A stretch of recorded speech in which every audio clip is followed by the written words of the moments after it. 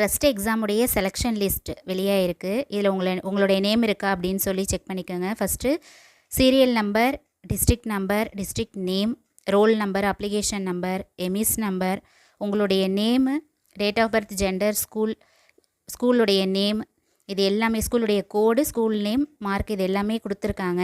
உங்களுடைய நேம் எங்கே இருக்குதுன்னு பார்த்து டிஸ்ட்ரிக்ட் வைஸ் எல்லாமே இருக்குது. ஃபஸ்ட்டு கன்னியாகுமரி டிஸ்ட்ரிக்ட் கொடுத்துருக்காங்க. பாருங்கள், உங்களுடைய நேம் எந்த டிஸ்ட்ரிக்ட்டுன்னு பார்த்து ஃபஸ்ட்டு செலக்ட் பண்ணிவிட்டு எந்த பேஜில் இருக்குது அப்படின்னு பார்த்து செலக்ட் பண்ணிக்கணும். உங்களுடைய எம்எஸ் நம்பர் கரெக்டாக இருக்கான்னு பார்த்துக்கோங்க. டேட் ஆஃப் பர்த்து, இதெல்லாம் ஸ்கூல் நேம் கரெக்டாக இருக்கான்னு பார்த்துட்டு உங்களுடைய நேமுக்கு நேராக உங்களுடைய மார்க்கை செக் பண்ணிக்கோங்க. இதில் காட்டுறேன் பாருங்கள்.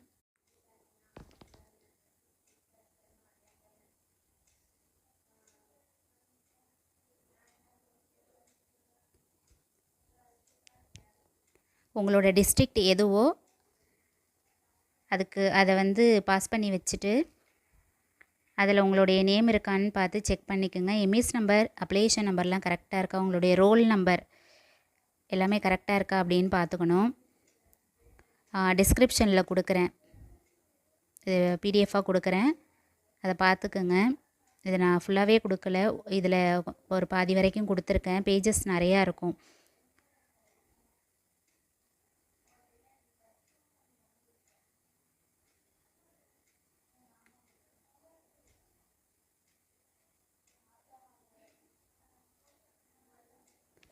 ஒரு டிஸ்ட்ரிக்ட்லேயும் எவ்வளோ பேர் செலக்ட் ஆகிருக்காங்கன்னு பாருங்கள். உங்களோட டிஸ்ட்ரிக்ட் எது அப்படின்னு சொல்லி பார்த்து உங்களுடைய role number, application number, EMIS number இதெல்லாம் பார்த்துக்கிட்டு டேட் ஆஃப் பர்த் கரெக்டாக இருக்கா அப்படின்ட்டு பார்த்துக்கோங்க.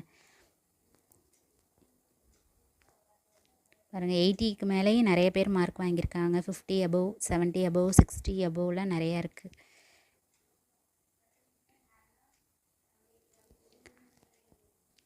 சேனலை சப்ஸ்கிரைப் பண்ணி வச்சுக்கோங்க.